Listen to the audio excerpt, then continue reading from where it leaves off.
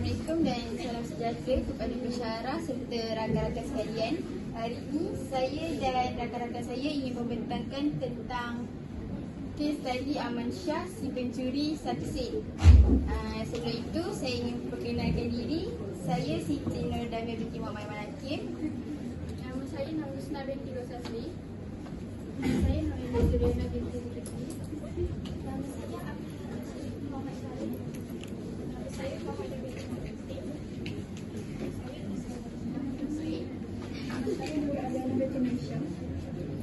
Hari ini saya akan membentangkan tentang satu kajian kes yang bertajuk Anatomi Perintah Amanah Sistematik dari 1 sen ke jutaan ringgit.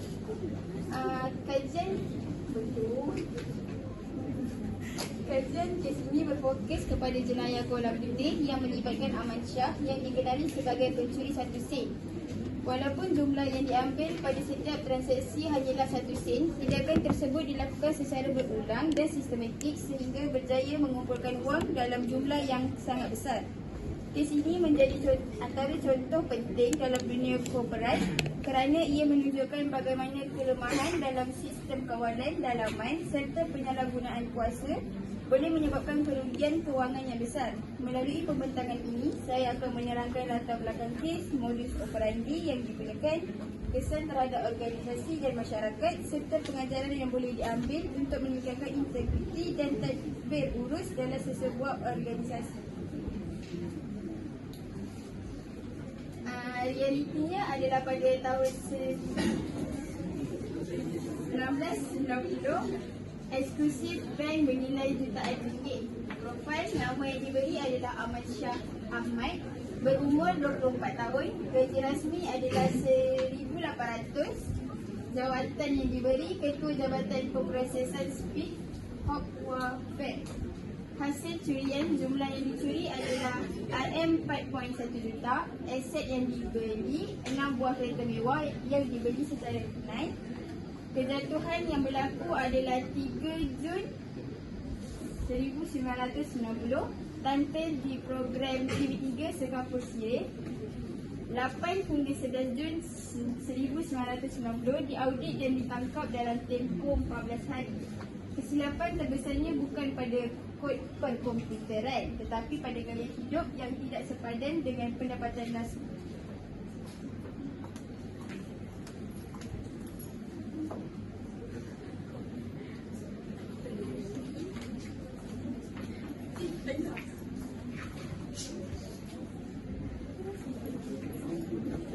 Assalamualaikum dan saya mau menerangkan bagaimana 1 sen boleh meruntuhkan sistem, iaitu seperti contoh akaun pelanggan A, pelanggan B dan pelanggan C. Dia hanya mengambil 0.01 sen dan dipindahkan kepada sistem SPID. Sistem SPID itu akan menghantar kepada akaun peribadi Aman Shah dan berkonsultasi ralat pemudaran dan kecakan kecil transaksi digital. Dia hanya mengambil 1 sen untuk mengurangkan kemungkinan hilang. Modus operandi ialah salami kecil, transaksi mikroskopik berulang menyembunyikan kecurian di sebalik jumlah data yang sangat besar. Seterusnya, garis masa kejatuhan. Garis masa kejatuhan Aman Shah iaitu pemindahan tanpa kebenaran pelanggan tersebut. Pada Januari hingga Februari 1990, penyalahan guna kuasa iaitu Aman Shah memulakan dengan daripada 12 Januari mencuri sebanyak 88,656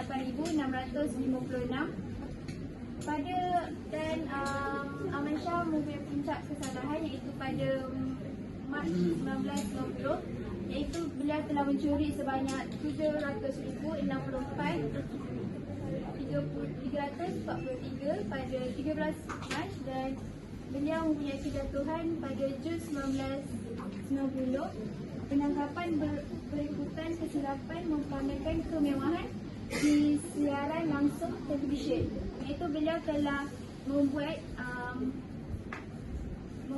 pameran kemewahan dia di siaran langsung dan ada yang rasa pelik dengan perubahan kehidupan sebagai seorang pekerja yang biasa. Didakwa di bawah Aman Shah didakwa di bawah Seksyen 408 kerana kesesaan. Hukuman asal dia ialah 5 tahun penjara tapi Aman Shah dijalani selama 3.3 tahun sahaja.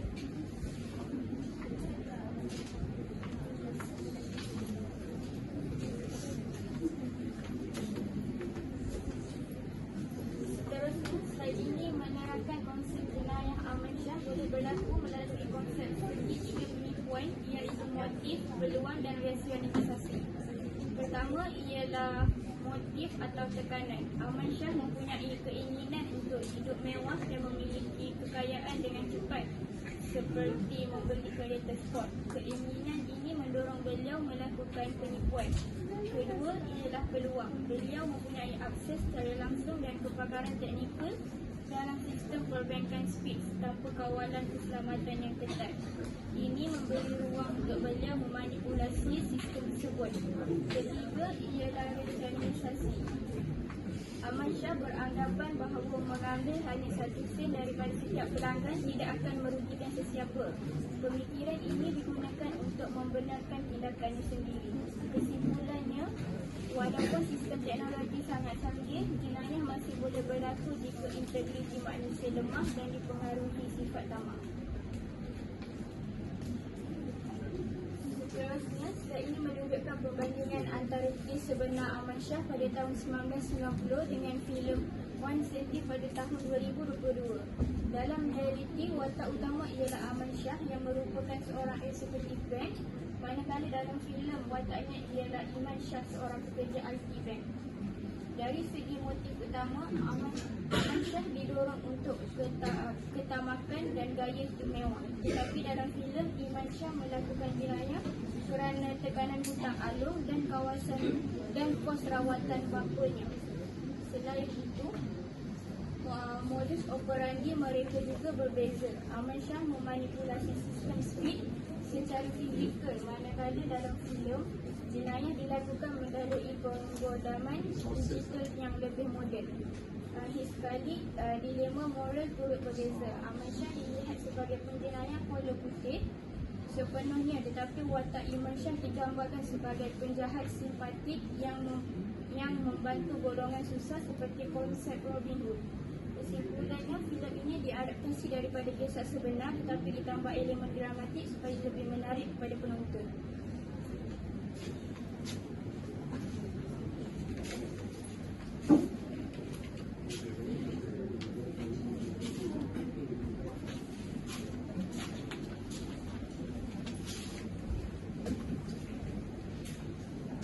Seterusnya, saya akan bentangkan tentang kisah satu undang-undang jenayah kewangan.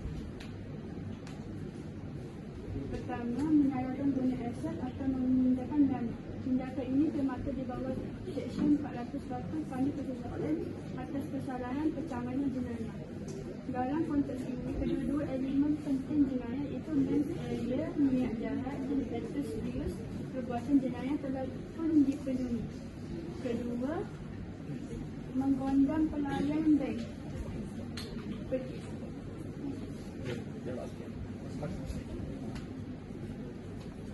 Pencerobohan sistem ini melanggar Seksyen 3 Akta Jenayah Komputer 1997. Itu melakukan akses tanpa kebenaran ke dalam sistem komputer.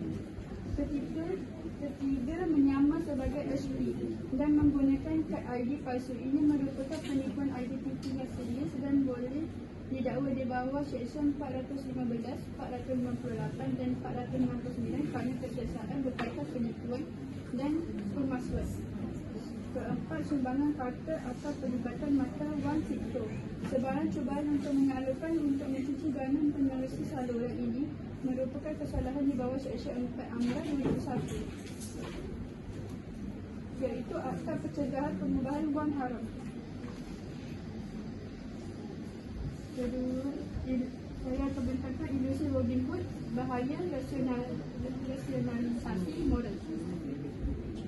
Ilusi Robin Hood iaitu bahaya rasionalisasi rasionalisasi mulai dalam jenayah seringkali pesalah cuba menjustifikasikan tindakan mereka atas dasar keadilan sosial dan motif simpati seperti mencuri wang untuk menyelamatkan orang kesayangan. Namun dari sudut undang-undang, neraca keadilan sentiasa berada kepada kepatuhan undang-undang. Ada dua perkara penting yang perlu kita fahami di sini.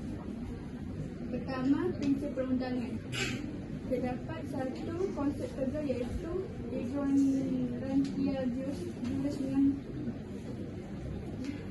kejahilan atau tidak tahu mengenai undang-undang bukanlah satu alasan niat yang baik, contohnya untuk menyelamat bapa yang sakit. Tidak sekali-kali membatalkan elemen niat jahat niat jenayah jika perbuatan fizikalnya dilakukan secara sengaja dan sedang. Kedua, kritikal institusi.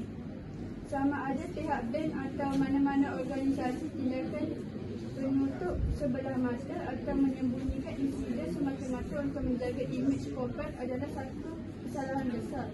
Ia merupakan pelanggaran langsung ke atas Akta Perkhidmatan Kewangan 2013. Institusi kewangan sama sekali tidak boleh berkompromi dengan jenayah demi mempertahankan reputasi mereka.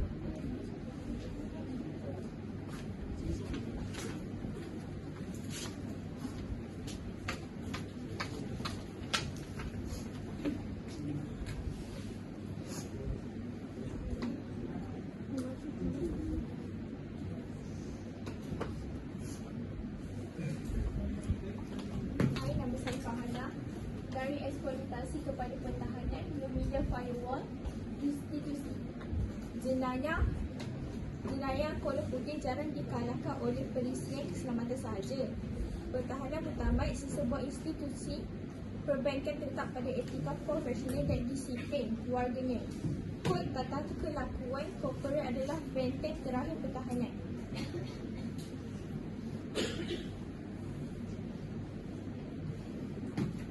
Terdapat 7 tunjang kod tata kelakuan dan etika. Yang pertama, kompetensi. Kompetensi ialah kebolehan melaksanakan tugas dengan baik berdasarkan ilmu, kemahiran dan pengalaman. Selain itu, pematuhan. Pematuhan ialah bermaksud mematuhi peraturan, prosedur dan etika kerja yang ditetapkan. Yang ketiga, integriti. Integriti ialah sikap jujur, amanah dan bertanggungjawab. Keadilan ialah melayan semua individu secara aman, secara sama rata dan tanpa diskriminasi. Yang kelima, kerahsiaan. Perlu menjaga maklumat sulit setiap individu dan tidak didedahkan kepada mana-mana pihak. Dan keenam, objektiviti. Objektiviti ialah bermaksud keputusan berdasarkan fakta tanpa dipengaruhi emosi atau kepentingan peribadi. Yang ketujuh, persekitaran kerja. Persekitaran kerja ialah suasana yang selamat, positif dan kondusif untuk bekerja. Kod ini merangkumi semua kaki tangan, mewajibkan mereka bertindak dengan pertimbangan profesional yang tinggi.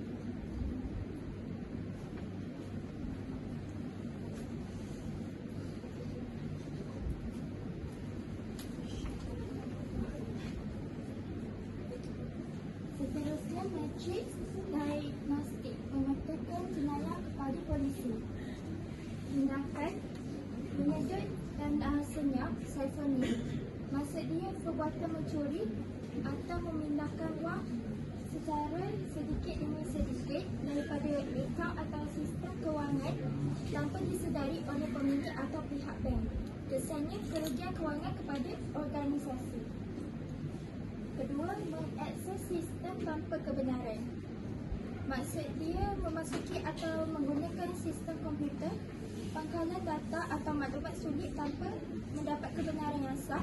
Kesannya ialah kerugian kewangan kepada organisasi.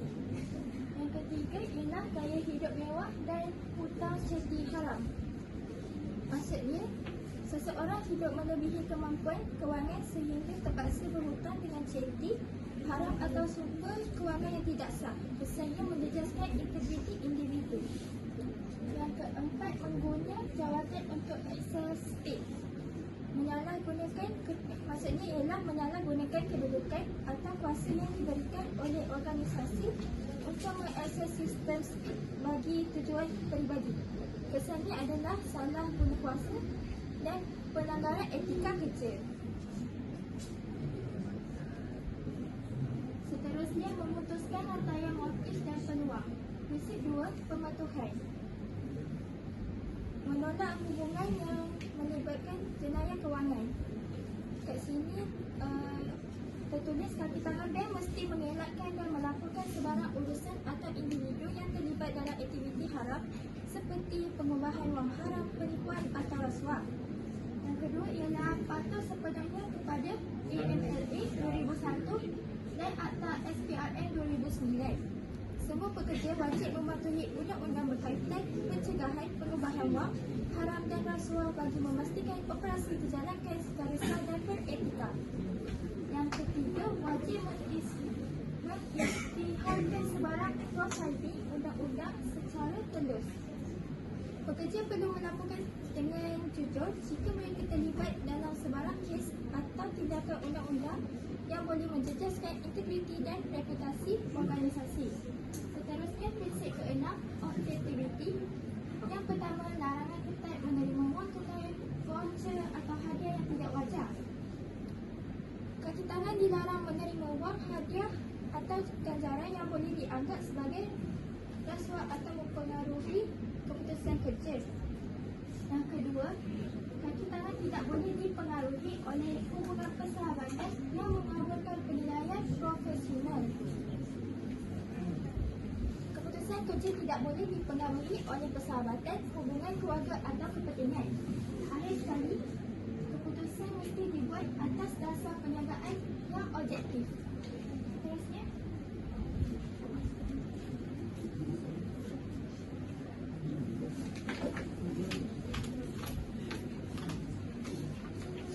saya mengambil banyak pengenalan ini bilik kebar digital dan tugas fidusiari. Bagi prinsip 4 keadilan dan fidusiari, iaitu wajib bertindak demi kepentingan terbaik pelanggan. Iaitu seorang profesional, contohnya kaunselor ataupun peguam, guru ataupun pegawai kewangan, mesti mengutamakan kebajikan hak dan kepentingan pelanggan melebihi kepentingan peribadi mereka sendiri. Contohnya, tidak mengambil kesempatan terhadap pelanggan untuk keuntungan mereka sendiri. Seterusnya iaitu prinsip 5, kerahsiaan. Larangan keras mengedar atau menyalahgunakan data pelanggan melebihi saluran tidak rasmi atau keuntungan peribadi. Iaitu seseorang tidak dibenarkan berkongsi, menyebarkan menggunakan maklumat pelanggan tanpa kebenaran melalui cara yang tidak sah dan tidak dibenarkan. Contohnya, memaknai maklumat pelanggan ke media sosial atau platform yang tidak dibenarkan. Seterusnya iaitu prinsip impak sistematik makro ke mikro. Integriti bukan dinilai pada jumlah wang yang dicuri, tetapi pada keuntungan amanah yang dihianati. Walau hanya satu sen yang dicuri, perbuatan itu tetap menunjukkan seorang telah melanggar amanah dan tidak berintegriti. Dalam kes Aman Shah si pencuri 1 sen, jumlah wang yang diambil memang sangat kecil, tetapi kesalahan tersebut menjadi serius kerana ia dilakukan secara sengaja dan berulang kali. Kes ini membuktikan bahawa kesalahan moral yang kecil sekalipun jika tidak dipantau dan dikawal dengan baik boleh menyebabkan kerugian yang besar serta menjejaskan kepercayaan terhadap sesebuah organisasi atau institusi keuangan. Akhir sekali iaitu pertahanan terakhir adalah manusia.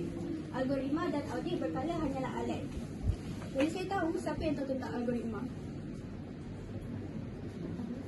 Tahu, okey, saya boleh beritahu.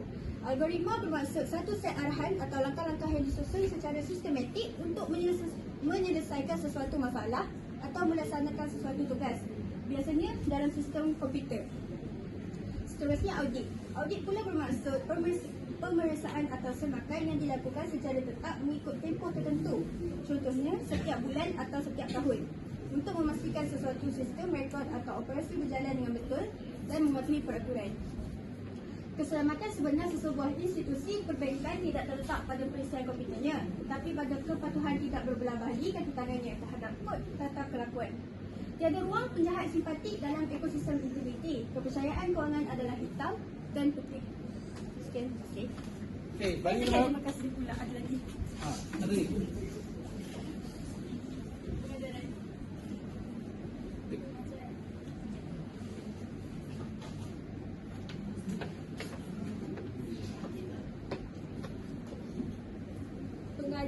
untuk pelajar sekolah, kejujuran adalah nilai yang penting dalam kehidupan walaupun melibatkan perkara yang kecil seperti satu sen. Jangan mengambil hak orang lain tanpa kebenaran kerana perbuatan itu tetap dianggap mencuri. Setiap perbuatan mempunyai akibat sama ada kecil atau besar. Membentuk akhlak yang baik sejak remaja dapat mengelakkan diri daripada terlibat dalam masalah yang lebih serius pada masa hadapan. Bertanggungjawab atas kesalahan sendiri dan berani mengakui kesilapan. Integriti dan amanah perlu diamalkan dalam setiap aspek kehidupan, termasuk akademik, kewangan dan pekerjaan. Kesalahan kecil yang dipandang remeh boleh membawa kepada kesalahan yang lebih besar jika tidak dibendung.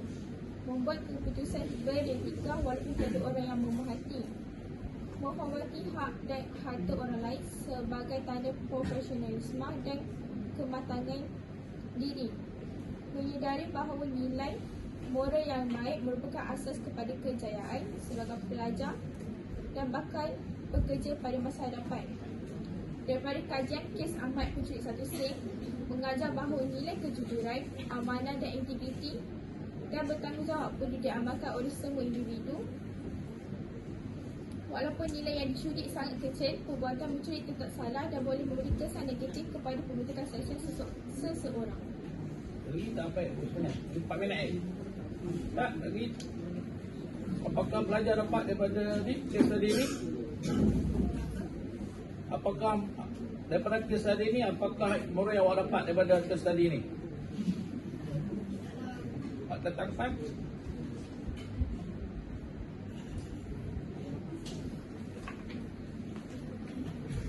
Selain itu, seperti yang kita tahu, perlu lebih amanah, menjaga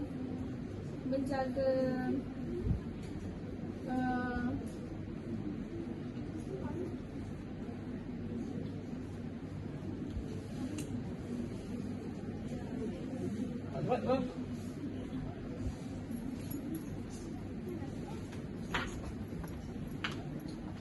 Daripada kes Wan Sen Chief ni, pertama ialah kepentingan integriti dan amanah, iaitu setiap pekerja perlu menjalankan tugas dengan jujur dan beretika.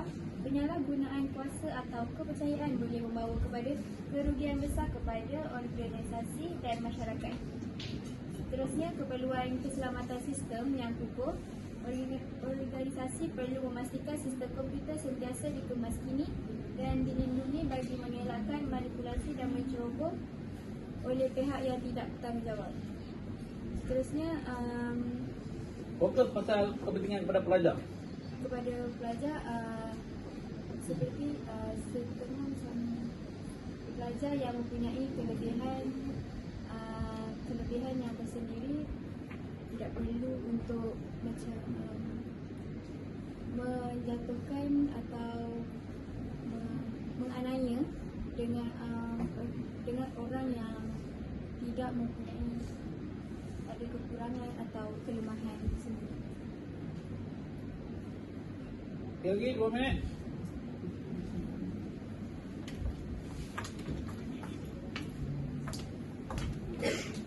Kepentingan kepada pelajar, tentang kepentingan nilai integriti, kejujuran dan amanah dalam kehidupan seharian serta alam pekerjaan. Pelajar dapat memahami bahawa perbuatan tidak beretika walaupun melibatkan jumlah yang kecil tetap dianggap sebagai kesalahan dan boleh membawa kesan yang besar pada masa hadapan.